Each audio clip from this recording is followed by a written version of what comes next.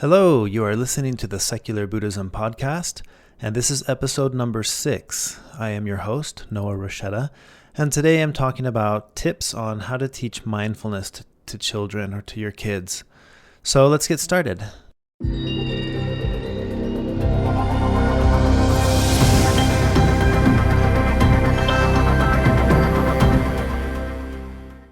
Hey guys, welcome to the Secular Buddhism podcast. If this is your first time listening, thank you for joining. SecularBuddhism.com is my website and blog, and this is the podcast that goes along with it. The Secular Buddhism podcast is produced every week and covers philosophical topics within Buddhism and secular humanism. Episodes 1 through 5 serve as a basic introduction to secular Buddhism and to general Buddhist concepts. So if you're new to the podcast, I highly recommend listening to the first 5 episodes in order. All episodes after that are meant to be individual topics that you can listen to in any order. I like to start the podcast with a piece of advice from Tenzin Gyatso, the 14th Dalai Lama, when he says, "Do not try to use what you learn from Buddhism to be a Buddhist. Use it to be a better whatever you already are." Please keep this in mind as you listen and learn about the topics and concepts discussed in this podcast episode. And remember, if you enjoy the podcast, please feel free to share, write a review, or give it a rating. All right, well, let's jump into this week's topic. So what I want to talk about today is mindfulness, specifically mindfulness for kids. I have a 6-year-old, a 3-year-old, and a 4-month-old.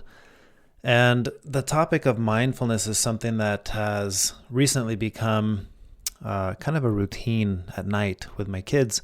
And I wanted to share some of the tips and things that have worked for us to start talking about mindfulness.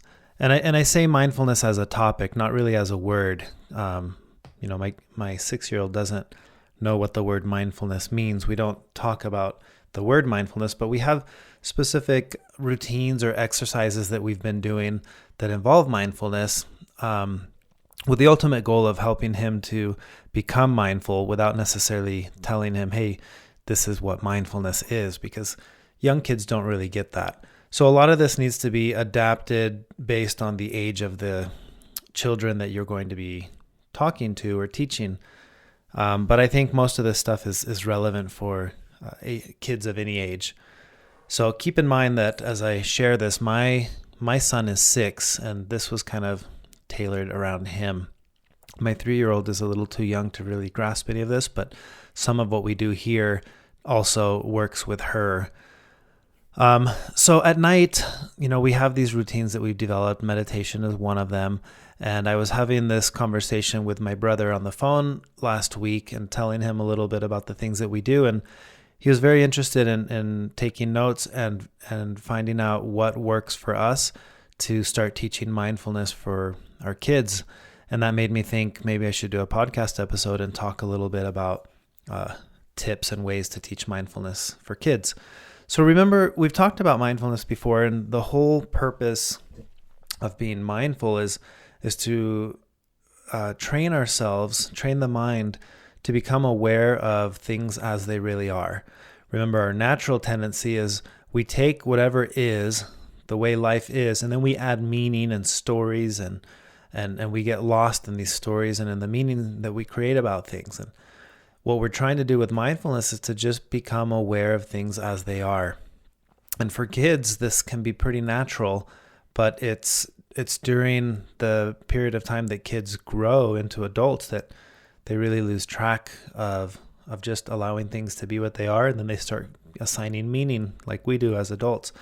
So some of these things are just meant to increase that awareness and help them realize that the way that they naturally do things is much more mindful than the way we as adults sometimes do things. There are 4 specific topics or exercises that I like to do, and a lot of these are pretty new. I'm testing these now and seeing what works, and I'm sure this will evolve and change over time. But I wanted to share what's working for me and with my kids. My 6-year-old Raiko is very into meditation right now, and one of our routines at night for meditation is It started out with almost like a game. I wanted to say, because he and his little sister Noelle, who's 3, we sit down and they each have their own bed. They share a room, and we'd sit down on the bed, and then it was like a contest. Let's see who can sit still and quietly for 30 seconds. And I would set the timer on my watch, and they would sit there, and usually she's the first one at about that 15 to 20 second mark who says, "Are we done? Are we done?" And it's kind of become a little game to see who can last the longest. And she has lasted all the way up to 60 seconds, which is pretty impressive in my eyes for a 3-year-old. But she's consistently reaching 30 seconds now. And now it's become a routine at night. She says, "Okay, let's meditate." And she'll sit down. She can last about 30 seconds, and then she'll lay down and lay there quietly while her brother is finishing his meditation. And 9 out of 10 times she'll fall asleep while she's laying there waiting for him. So it's kind of become a win-win for the whole nightly routine of getting the kids to bed. But what's really impressed me with Raiko, the 6-year-old, is that starting at 60 seconds, this challenge of, now can I do 100 seconds? And then he did that. And now can I do 200 seconds? Now can I do 300 seconds? And he's reached the point now where he can quite easily sit there for 10 minutes, 10 entire minutes, 600 seconds. And what we do is he just sits there quietly, and I have my timer on my watch. And when it hits 10 minutes, I just tap him and say, "Good job, you did it." And he's just so excited because to him it's a challenge, and he was able to do it. And he loves knowing that it's not easy, and that I always tell him most adults can't sit down for 10 minutes. And he just loves knowing that he can. So that's how he started to get into meditation. But really, we're just sitting there quietly. There's no specific thing that he's doing, other than the only rule is if you open your eyes, then you're done. I'll stop the timer. Or if you say anything, if you the moment you start talking, then it's over. And I stop the timer and I'll tell him this was your score. And it's happened several times where he'll say something or open his eyes, and I'll say he's done. And he'll say, "No, I want to do it again." And I'll say, "No, that was your shot tonight. We can try it again tomorrow and see if you beat tonight's record." And I think that's helped motivate his determination to do this well and stay sitting there quietly. And then as he practices his skill of just sitting there and controlling his desire to talk or his desire to open his eyes, I think that's bringing about the awareness that I'm hoping he'll get out of it, which is that there is a lot of control that can go into our habitual pattern. The habit might be I want to open my eyes, or the habit might be I want to start talking. And to be able to sit there and evaluate that and say, "No, I'm not going to. I'm going to sit here quietly until my dad says the time is up," I think is a tremendous sense of willpower that he's building up that's going to be helpful in so many other aspects of his life. So that's kind of how we have approached meditation in our house with the kids. It consists of just sitting there quietly, and they really enjoy it. And even my 3-year-old, if she doesn't hit her 60 seconds, she kind of gets frustrated. She's like, I want to do it again. And I usually let her try again because, Raiko's going to be sitting there for a whole 10 minutes. So she'll try it until she can get her 60 seconds. And then she's really happy and proud of herself because she did 60 seconds. And then she lays down and goes right to sleep. So that's how we do meditation. There are a few other exercises that I've started to incorporate that I have found to be very successful in helping to accomplish the overall goal of mindfulness in the first place. Like I said, is to become aware of things as they are. And from the Buddhist lens, becoming aware of things as they are really consists of two major things that we're trying to teach. One is impermanence, that all things are impermanent. And the second is that all things are interdependent or connected. And impermanence, I think, starts to make more sense as we get older. It's kind of difficult for a child, but the way we talk about that is if we're outdoors, we can sit for a minute and we'll do meditation just laying down and looking up at the clouds.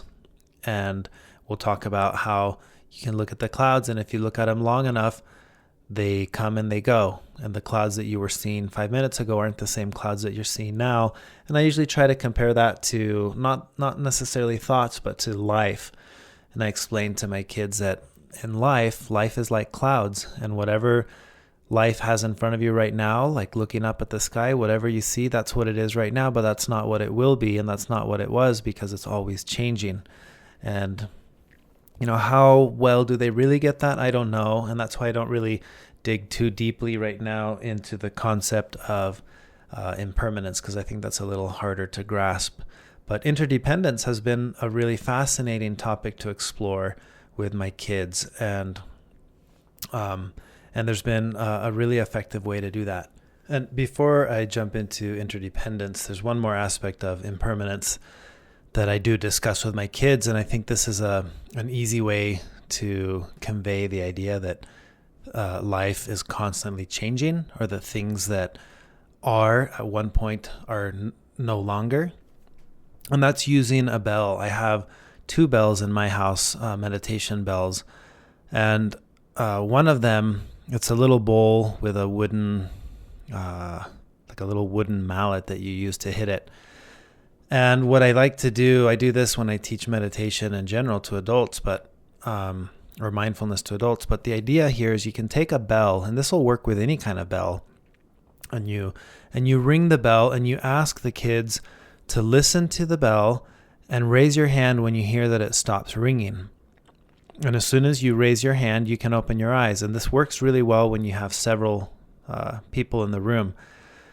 Because what they'll discover is, as they're listening intently to hear when the bell stops ringing and they think it stopped and they open their eyes and raise their hand, often they'll notice somebody else hasn't detected that. And it doesn't usually happen at the exact same time. One hand will go up, and then maybe 1 or 2 seconds later, another hand goes up. And I like to explain to them that the nature of impermanence is that everything that has a beginning, or that we would typically think this has a beginning or this has an end, when you listen to the bell, what you discover is what you may have thought was the beginning or the end of the sound may just be the end of the sound for you, but it's not necessarily the end of the sound for someone else yet. And if you really pay attention to this and listening to the sound of a bell, it's very difficult to pinpoint exactly when it stopped. You can pinpoint when for you it stopped, but you can't really pinpoint exactly when it actually stopped, because it's different for people. So yeah, the ringing of the bell is another fun way to kind of just bring up the topic of impermanence. Another one is the clouds, like I mentioned before. Those are 2 good ones for kids. But the one that I've really focused more time to is the idea of interdependence. I think this is something that resonates well with kids, and it makes sense. So the way we talk about this, I don't use the word interdependence. The word I use with my kids is I tell them, did you know that everything is connected? And the way that I convey this, I'll say, this is usually we're sitting in bed either right before or right after meditating, usually before, because sometimes my daughter's asleep after. But we'll be sitting there and I'll say, Raiko, grab your pillow or grab a stuffed animal or just pick something in your room. And he'll grab it. And, I remember one time it was his pillow, his favorite pillow. And he's holding his pillow. And I said, so I want you to learn to discover that everything that you have connects you to someone. And he said, well, what do you mean? And he said, but nobody else has owned this pillow. This is just my pillow. And I said, I know, but let's look at the pillow. And his pillow has fabric, it's stitched, and it has a little print on the top, like a sailboat print. And I said, Raiko, I want you to look at your pillow and look at that print. Is that different fabric than the fabric of the pillow? And he said, yeah, that's not the same. And I said, so I want you to imagine, did your pillow grow on a tree, or where did your pillow come from? And he thought about it for a second. And I think it's really important to allow them to make these connections on their own rather than telling them the answers. So he thought about it for a second. He said, oh, somebody made it. And I said, yeah, somebody somewhere made this. And I said, so you're connected to whoever made it, right? And he said, oh, yeah, okay. So that's what it means, that everything's connected? And I said, yeah, but let's explore this a little more. I said, whoever made it had to stitch it. And, we have a sewing machine at home, and his mom does a lot of sewing. I said, Mommy stitches stuff and makes dance costumes. And I said, do you think somebody used a sewing machine like Mommy has to make this pillow? And he said, yeah. They stitched the pillow. I can see all the stitching. And I said, yeah, well, where do you think that person got the sewing machine? And he said, maybe they bought it at the store. And I said, yeah, so they must have bought it from someone, right? And he said, yeah. And I said, well, now you're connected to the person who made the pillow and to the person who sold the sewing machine to the person who made the pillow. And he said, oh, wow, so it's two people? So I said, let's keep going with that. The sewing machine, did that grow on a tree? Do sewing machines grow on trees? Or are they just out in the forest? Or how do we get sewing machines? And again, he thought about it for a second and realized, no, somebody made the sewing machine. And I said, okay, what? So this process goes on, right? And I keep breaking it down. Where did the string come from? The components of the sewing machine. And what he kept discovering is everything would connect to someone else. And, we talked about the person who drove the sewing machine once it was completed to the store, the person who invented the car, the person who invented tires so that cars can drive. And you can go on and on. This is a never-ending process, but you just kind of pick the bigger, more obvious parts of the process that kids are going to understand. And suddenly he just pauses and he's like, Daddy, this pillow connects me to thousands and thousands of people. And I said, I know. Isn't that awesome? And we usually sit here and we look at this pillow and we think, it's just a pillow. And I said, but it's not just a pillow. This little pillow connects you to so many people in so many countries and so many processes. All of these things happened so that you could just have this pillow right here on your bed. And then he picks up his pillow and he just hugs it. He's like, oh, I love this pillow.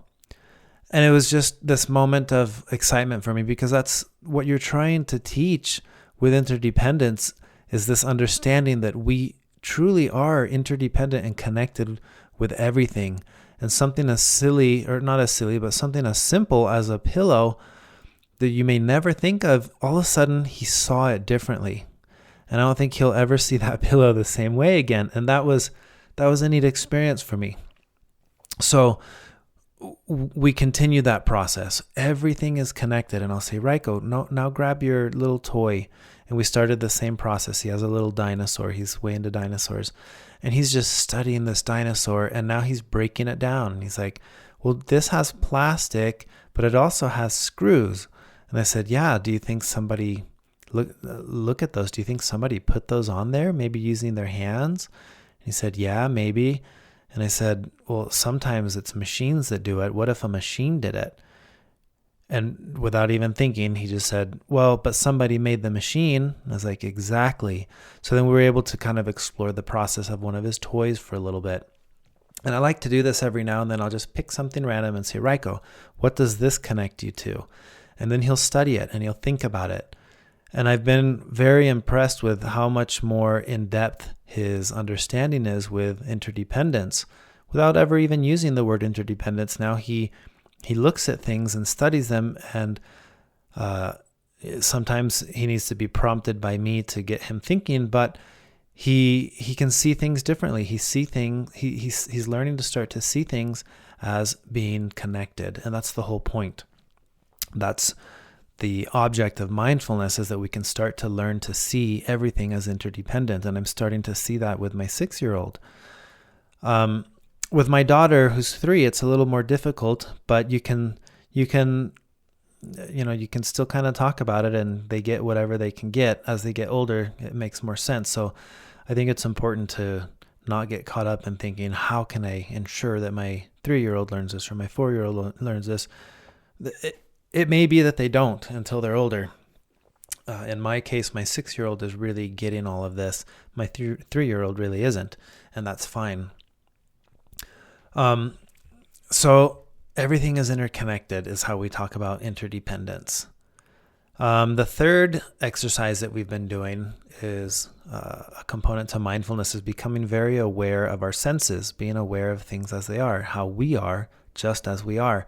And a good way to do this is to explore sensations, your physical senses. These are like sight, sound, smell, touch. And the way we do this, I'll kind of talk about each one separately. And I don't do all of these at the same time at night. It's not like we go through all of these. You kind of do these throughout various times of the day. Usually at night, our routine for nighttime is we talk about everything is connected. Pick something and let's see how we're connected to it. Once that discussion is over, we do meditation, and that's really all we do at night. But at other times during the day or at random times, I like to bring awareness to their physical sensations. So with sight, this is kind of a new thing I started, and I got this from my dad. My dad has for years had this habit. When he comes over, he'll take one of the little toys of the kids and he'll just go hide it somewhere obvious. Like he'll take a little plastic figurine and put it on one of the blinds and then see if anyone notices. And nobody notices. So after a while, he'll say, "Hey, have you seen that little Batman?" And then they're all like, "Huh." And they know the game has started. The kids know this. He does this with my kids and with my brother's kids. And it's a fun game. And it becomes this moment of awareness. Where is that little toy? And they know he hid it somewhere. So they start looking around and they're like, "Where is it?" And it's a really fun game. And then usually they're looking around in places that they wouldn't think to look. And that's where they find it. Like he's on top of the fridge, or he's on the vase where the flowers are. It's usually somewhere hidden, but somewhere obvious. So I've started to try to do this a little bit with my kids. And sometimes when I'm playing with them, I'll take a little toy when they're not looking and I'll go hide it somewhere really obvious right in front of them. And then I'll ask them, "Hey, where did that little Lego guy go?" And they know. As soon as I say that, they look around and they're excited to start looking.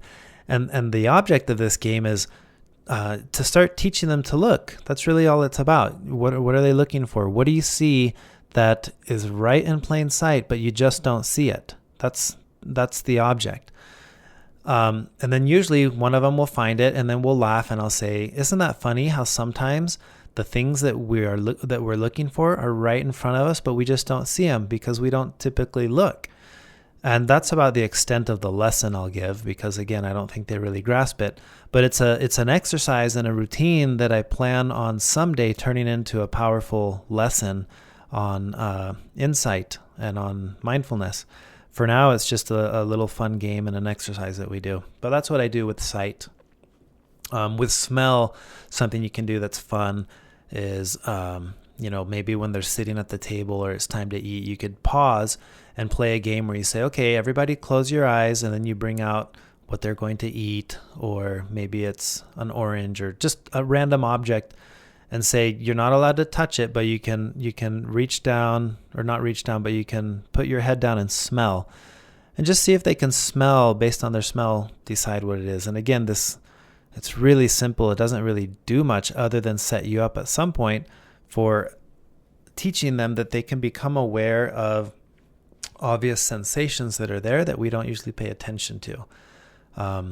At dinner, it can be as simple as close your eyes. I want you to take some whiffs and smell and see who can tell what we're having for dinner. And that exercise alone would start to train them to become more aware of what they are smelling. Again, it's one of the senses that's there. And unless you're paying attention and using it, it's just, you don't really do that in everyday life. So that's one way to do smell. Sound, like I mentioned, the bell before, is a fun one to play with. Something I like to do if we're just sitting there, and this one might be one I'll do at night. If you sit there and just listen and say, "Okay, we're going to play a game, guys. I want you to close your eyes and I want you to listen. And I want you to tell me, what do you hear?" And you just sit there in complete silence. And then maybe, someone will say, "Oh, I just heard a car drive by." Then you could develop that over time. Well, do you think that was a car, or was it a truck, or was it a semi? And you want to try to refine their ability to sense what they're sensing. So in this case, really hear what you're hearing. And we live close to a bigger road that's not that busy, but it's a state highway. So sometimes it's a truck, sometimes it's a tractor, sometimes it's a semi, and they can start to tell the difference between the sounds. But what you're trying to do is train them to become aware of what they are aware of. So that's how we would do sounds. And then touch, that's another fun game. You can just sit down and say, I'm going to put something in your hands. Close your eyes. I want you to feel it and tell me what it is. This can be something as obvious as a stuffed animal. And my kids love stuffed animals, so they have like 50 of them. And I'll take one and say, okay, I'm going to put this in your hands. You're not allowed to open your eyes, but just feel it and tell me which one is this. And they'll feel it and say, oh, this is the rabbit. No, this is the puppy. But again, what you're doing is training them to become aware of the senses, to become aware of awareness. That's the whole purpose of meditation, or of mindfulness. So using sensations is a good way. It's a fun way. It's an easy way. And there's not a really deep lesson. You don't, at least not yet. You don't have to sit there and say, let me tell you what you're learning here. You don't have to do that. You just play, and you're increasing their ability to use their senses. That's kind of the whole point.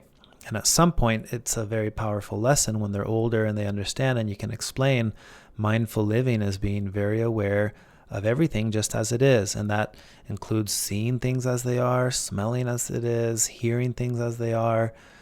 You can kind of incorporate all that at some point. That's my plan, at least. So those are the four main ways that I try to teach mindfulness to my kids. The sound of a bell, or clouds in the sky, to discuss the concept of impermanence. Playing the game of everything's connected. How are you connected to this? And handing them an object. That's how we discuss interdependence. And you can do this at dinner too. If you're going to have a meal, it's fun to sit down and say, okay, where did this corn come from? And then you talk about that for a little bit. Where does corn come from? How do we get corn from the field to our table? And discuss the whole process, from transportation to the machines that husk, and just whatever you have to. You can do this with any kind of food, but it's a moment to become very mindful of what you're about to eat and where it comes from and how it connects you to everyone and everything that made that process available for you to just sit there and eat corn. Interdependence, I've found, for me, is perhaps one of the most powerful ways of being mindful, is when we become mindful of how everything is so interdependent, the causes and conditions and the processes that are required for us to just do what we're doing, whether that's eating, watching TV, playing with a toy. Like, so much had to happen for this toy to be here. So much had to happen for this pillow to be here that I get to lay on. So much had to happen for this meal I'm about to eat. These are things you can discuss constantly with your kids, and this trains them to become very mindful of interdependence. So yeah, those are the four things. Sensations, that's another fun one. Meditation, I talked about. But I'd love to hear from you in the comments on the blog, or on the website, or on Facebook, or wherever you're seeing this. If you're listening to it, maybe you can email me, noah@secularbuddhism.com. I'd love to hear what works for you. How do you teach mindfulness to your kids?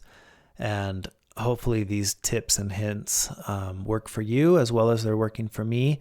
I found it to be very rewarding and very enjoyable to see this process unfolding with my own kids, and to see them becoming more mindful of life in general, and more mindful just about everything. It's a really neat process.